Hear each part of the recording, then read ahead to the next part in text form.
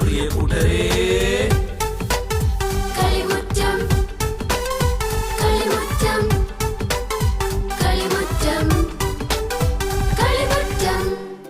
എല്ലാ കൊച്ചു കൂട്ടുകാർക്കും കളിമുറ്റത്തിന്റെ ഇന്നത്തെ എപ്പിസോഡിലേക്ക് സ്വാഗതം. ആദ്യം തന്നെ എല്ലാ കൊച്ചു കൂട്ടുകാർക്കും ഞങ്ങളുടെ വക ഹാപ്പി ന്യൂ ഇയർ. കൂട്ടുകാരെ, നിങ്ങളെല്ലാവരും നിങ്ങളുടെ ക്രിസ്മസ് അവധിക്കാലം അടിച്ചു പൊളിച്ചോ? എങ്ങനെയുണ്ടായിരുന്നു നിങ്ങളുടെ അവധിക്കാലമൊക്കെ? ഇവാന, ക്രിസ്മസ് അവധിക്കാലത്ത് നിങ്ങൾ എവിടെയെങ്കിലും പോയോ? ഞാൻ എൻ്റെ അമ്മ വീട്ടിൽ പോയി. അവിടെ എനിക്ക് ഒത്തിരി ഫ്രണ്ട്സ് ഉണ്ടായിരുന്നു കളിക്കാൻ. എങ്കിൽ നമുക്ക് നമ്മുടെ ആദ്യത്തെ സെഗ്മെന്റ് ഏതാണെന്ന് നോക്കിയാലോ?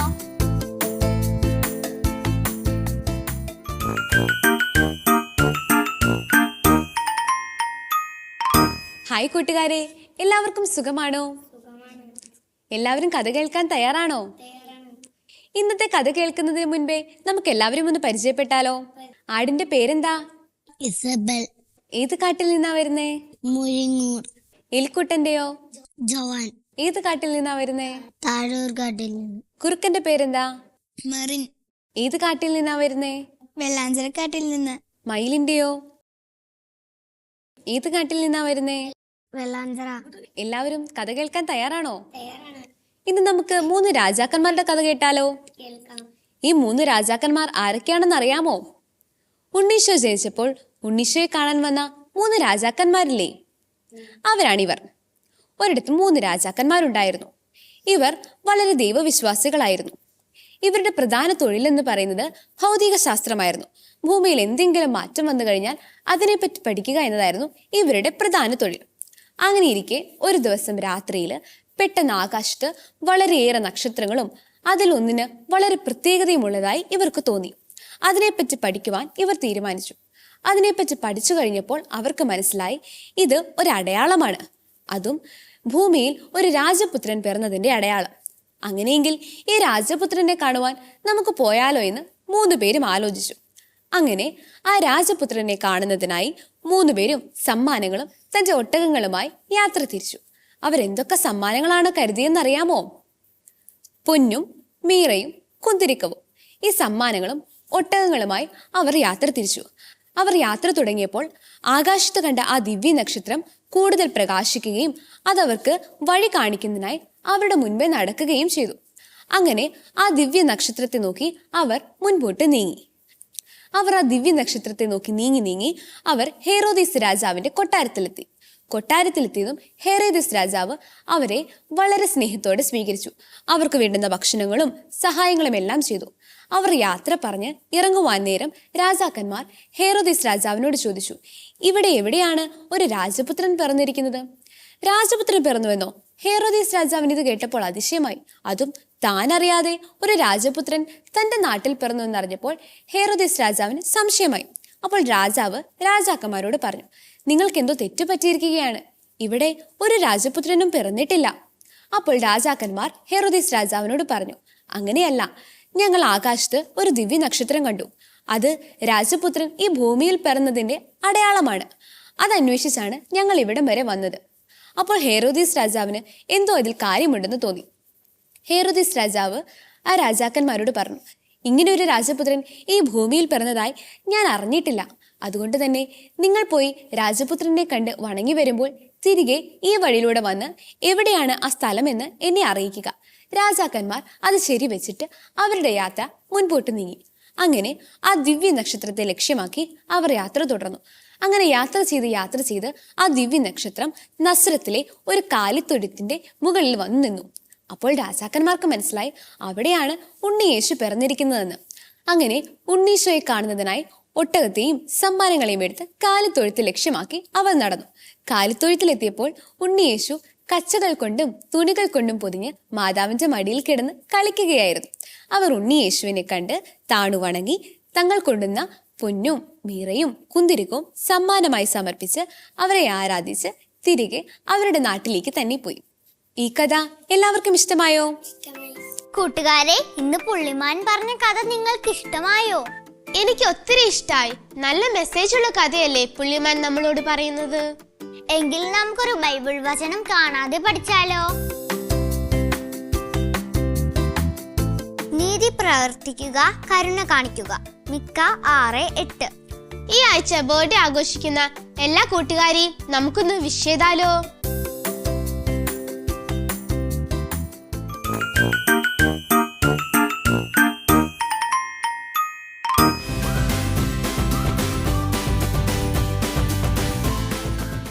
എങ്കിൽ നമുക്ക് ക്രാഫ്റ്റ് പഠിക്കാൻ പോയാലോ?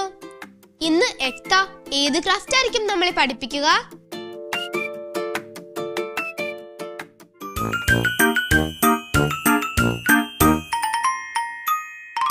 ഹായ് കൂട്ടുകാരെ, നമുക്ക് ഇന്ന് നമ്മുടെ വീട് അലങ്കരിക്കാനുള്ള ഒരു ഐറ്റം ഉണ്ടാക്കാൻ പഠിച്ചാലോ?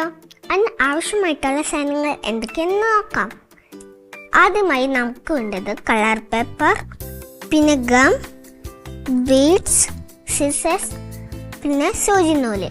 ഇനി നമുക്ക് ഉണ്ടാക്കി തുടങ്ങാം. ആദ്യമായി നമുക്ക് വേണ്ടത് കളർ പേപ്പർ എടുക്കാം. ഇനി നമുക്ക് കോൺ ഷേപ്പിലായിട്ട് മടക്കി കൊടുക്കാം.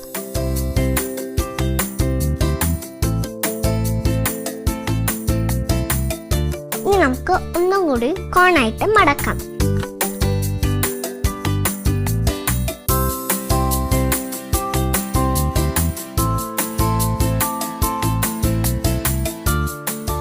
ഇനി നമുക്ക് ഈ പേപ്പറിന്റെ സൈഡിൽ നിന്ന് കട്ട് ചെയ്യാം.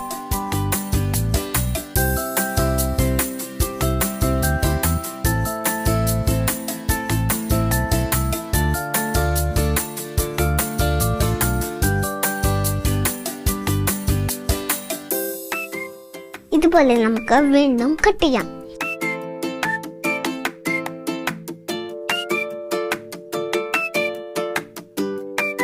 ഇനി നമുക്കിത് നേരെ ആക്കിയെടുക്കാം.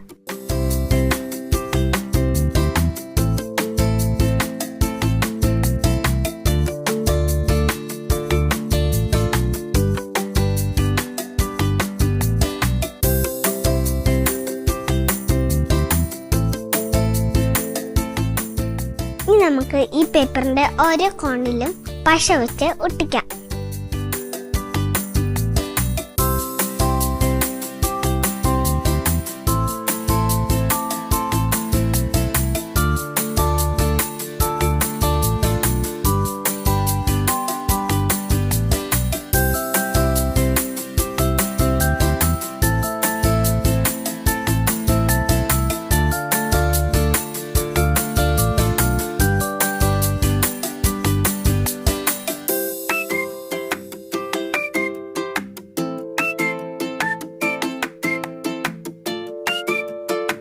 ഇനി നമുക്ക് ഇതിന്റെ രണ്ട് സൈഡിലും ബീഡ്സ് കൊടുക്കാം.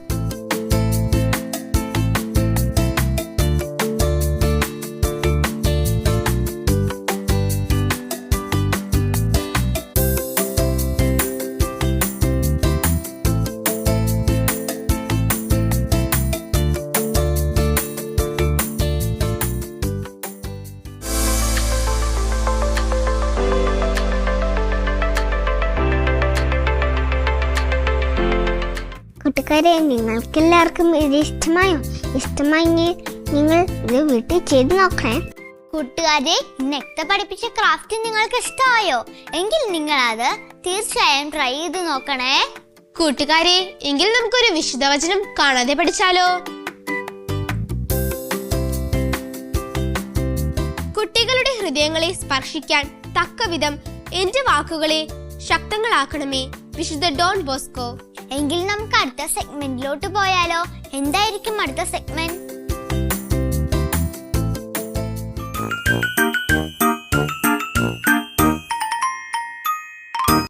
മലാക്കേ. ഹായ് എന്നെ മോളെ. ഹായ് മലാക്കേ. എന്തുണ്ട് എന്നെ മോളെ വിശേഷം? സുഖമായിട്ടിരിക്കുന്നോ? പ്രത്യേകിച്ചൊന്നുമില്ല മലാക്കേ. ആഹാ, എന്നാൽ ഇന്നെന്താ എന്റെ അന്നമോളുടെ സംശയം? ഈ പൂക്കൾക്കും ഇലകൾക്കും നിറം കിട്ടുന്നത് എവിടെന്നാ മലാക്കേ? പൂക്കളുടെയും ചെടികളുടെയും നിറത്തിന് കാരണം രാസപദാർത്ഥങ്ങളാ അന്നമോളെ. പച്ചിലകൾക്ക് നിറം കൊടുക്കുന്ന വസ്തുവാണ് ക്ലോറോഫിൽ അഥവാ ഹരിതകം. മഗ്നീഷ്യം എന്ന ആറ്റത്തെ ഉള്ളിൽ കൊണ്ടു നടക്കുന്ന വലിയൊരു തന്മാത്രയാണ് പച്ചിലകളിലുള്ള ആ ക്ലോറോഫിൽ. ചെടികളുടെ ഇലകൾക്ക് മാത്രമല്ല, പൂക്കളുടെയും നിറത്തിന് കാരണം ആ പൂക്കളിൽ അടങ്ങിയിരിക്കുന്ന രാസപദാർത്ഥങ്ങളാ അന്നമോളെ. അതെന്താ മലാക്കേ? പലതരത്തിലുള്ള തന്മാത്രകളാ ഓരോ പൂക്കളിലും ഉള്ളത്. അന്തോസൈനിൻ, ഫ്ലവോൺ തുടങ്ങിയവയൊക്കെ പൂക്കൾക്ക് നിറം കൊടുക്കുന്ന ഓർഗാനിക് തന്മാത്രകളിൽ ചിലതാ അന്നമോളെ. മാത്രമല്ല പൂക്കൾക്ക് സുഗന്ധം നൽകുന്നതും ചെടികൾ ഉണ്ടാക്കുന്ന ചില ഓർഗാനിക് സുഗന്ധ വസ്തുക്കൾ തന്നെയാ. അത് കൊള്ളാമല്ലോ മലാക്കേ. അന്നമോൾ ഇങ്ങനെ എന്തൊക്കെ കാര്യങ്ങൾ അറിയാനിരിക്കുന്നു? അതൊക്കെ മലാക്കേ എനിക്ക് പറഞ്ഞു തരില്ലേ? തീർച്ചയായും അന്നമോളെ. എന്റെ ചക്കര മലാക്ക. പിന്നുണ്ടല്ലോ അന്നമോളെ, നാം കഴിക്കുന്ന ഭക്ഷണത്തിനും ഒരു കെമിസ്ട്രി ഉണ്ട്. അതെ അന്നമോളെ. അതെന്താ മലാക്കേ?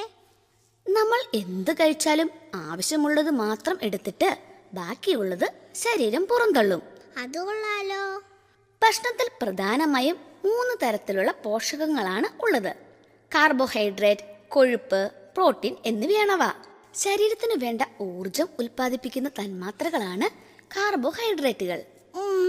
ഈ കാർബോഹൈഡ്രേറ്റുകൾ ദഹിച്ചാണ് ഗ്ലൂക്കോസ് ഉണ്ടാകുന്നത്. ധാന്യങ്ങൾ, കിഴങ്ങുകൾ എന്നിവയിലൂടെയൊക്കെ നമുക്ക് ആവശ്യമായ കാർബോഹൈഡ്രേറ്റുകൾ ലഭിക്കും. പ്രോട്ടീനും കൊഴുപ്പും ശരീരകലകളുടെ നിർമ്മാണത്തിനാണ് ഉപയോഗിക്കുന്നത്. അവയിൽ നിന്നാണ് മാംസവും മജ്ജയുമെല്ലാം നമുക്കുണ്ടാകുന്നത്. ആവശ്യത്തിലധികമായി അകത്താക്കുന്ന കൊഴുപ്പ് ശരീരത്തിൽ അടിഞ്ഞുകൂടാറുമുണ്ട് അന്നമോളെ. അത് ആപത്തല്ലേ? അതെല്ലോ. അതുകൊണ്ട് തന്നെയാണല്ലോ അന്നമോളെ കൊഴുപ്പ് കൂടുതലുള്ള ഭക്ഷണ പദാർത്ഥങ്ങൾ അമിതമായി കഴിക്കരുതെന്ന് പറയുന്നത്. മീൻ, മാംസം, പയറുവർഗ്ഗങ്ങൾ എന്നിവ നമുക്ക് ആവശ്യമായ കൊഴുപ്പ് തരുന്ന ഭക്ഷണ പദാർത്ഥങ്ങളാണ്. അവയ്ക്കെല്ലാം പുറമെ വൈറ്റമിനുകൾ, ധാതുലവണങ്ങൾ എന്നിവയും നമുക്ക് ആഹാരത്തിലൂടെ ലഭിക്കുന്നു. ഈ പറഞ്ഞ ആഹാര ഘടകങ്ങളെല്ലാം സങ്കീർണ ഘടനയുള്ള തന്മാത്രകളാണ്. പലതര രാസപ്രവർത്തനങ്ങളിലൂടെയാണ് അവയെല്ലാം നമ്മുടെ ശരീരത്തോട് ചേരുന്നത്. അതാണ് ദഹനം. ഇതൊക്കെ എനിക്ക് എന്റെ ഫ്രണ്ട്സിനോട് പറയണം. അതിനെന്താ അന്നമോളെ? അന്നമോള് പറഞ്ഞോ. എന്നാ ഞാൻ വീട്ടിലോട്ട് പോയിക്കോട്ടെ. ബായ് അന്നമോളെ. ബായ് മലാക്കേ. കൂട്ടുകാരെ, നമുക്കൊരു പാട്ട് കേട്ടാലോ? എങ്കിൽ നമുക്ക് കളിയരങ്ങ് കാണാം.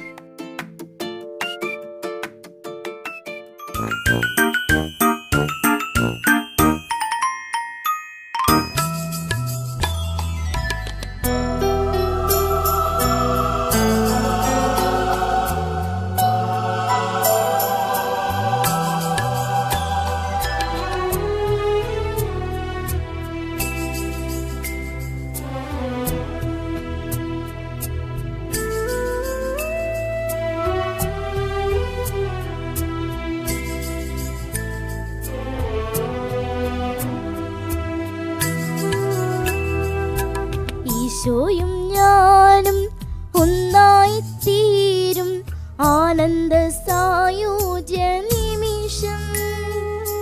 അൾത്താര മുന്നിൽ ആദരവോടെ ഈശോയെ കൈക്കൊള്ളും നിമിഷം. അനവധ്യ സുന്ദര നിമിഷം. ഈശോയും ഞാനും ഒന്നായിത്തീരും ആനന്ദ സായുജ്യ നിമിഷം. അൾത്താര മുന്നിൽ ആദരവോടെ ഈശോയെ കൈക്കൊള്ളും നിമിഷം. അനവധ്യ സുന്ദര നിമിഷം.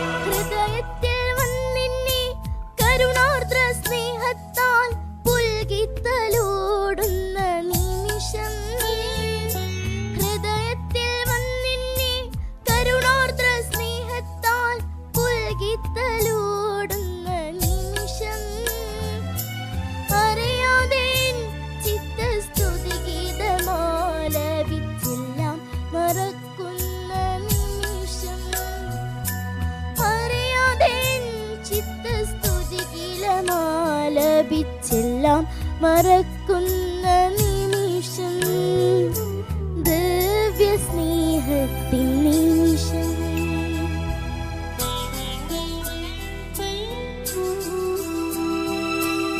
ഈശോയും ഞാനും ഒന്നായി തീരും ആനന്ദ സായുജ്യ നിമിഷം. അൾത്താരമുന്നിൽ ആദരവോടെ ഈശോയെ കൈക്കൊള്ളും നിമിഷം, അനവധ്യ സുന്ദര നിമിഷം.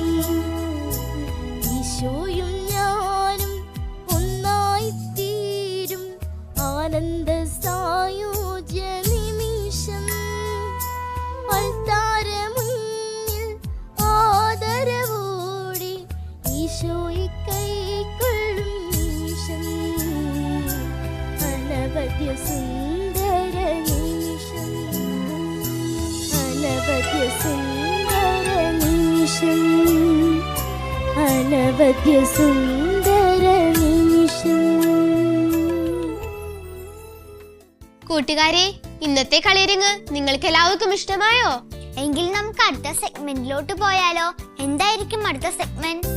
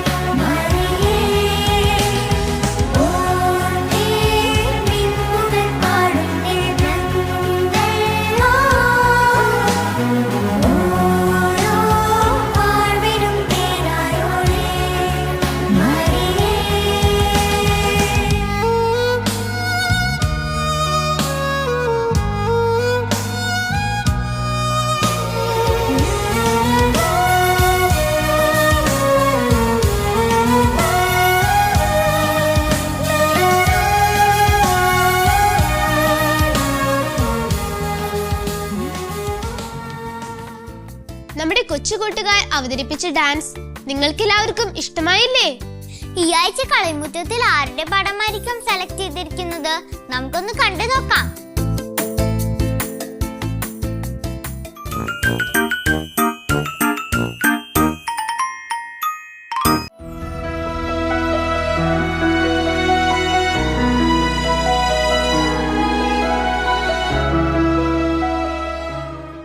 കൂട്ടുകാരെ, നിങ്ങൾക്കും ഇതുപോലെ പടങ്ങൾ വരയ്ക്കാനും പാട്ടുകൾ പാടാനും ഡാൻസ് കളിക്കാനും കഴിവുകളുണ്ടെങ്കിൽ കളിമുറ്റത്തിൽ പങ്കെടുക്കാം. അതിനായി ഞങ്ങളെ കോൺടാക്ട് ചെയ്യേണ്ട address: the producer, Kalimuttam, divine vision, divine retreat centre, Muringoor PO, Chalakudy, Thrissur. Pin 680309.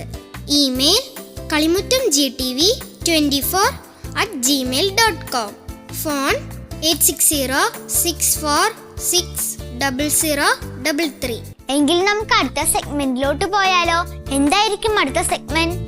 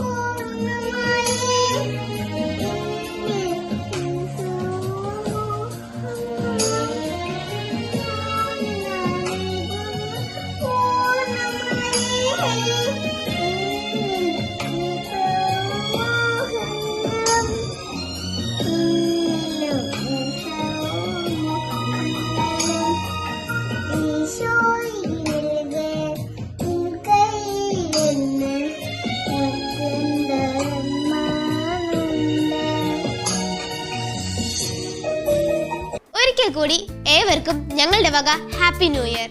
കൂട്ടുകാരെ, എങ്കിൽ അടുത്ത ആഴ്ച വീണ്ടും കാണാം. അതുവരേക്കും ബൈ.